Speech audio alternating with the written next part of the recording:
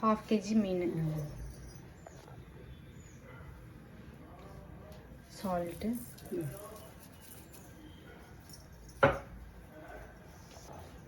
cornflour,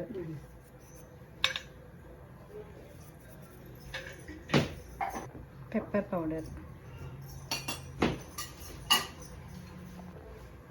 சோம்பு powder,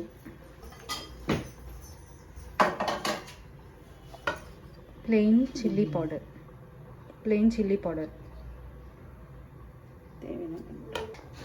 కొంచెం oil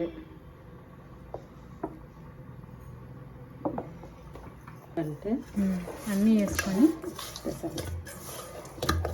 water நல்லா வடிச்சிடணும். மீன் க்ளீன் பண்ணி எடுக்கையில் வாட்டர் இதில் இருக்கக்கூடாது, அப்போ தான் ட்ரையாக பொடி.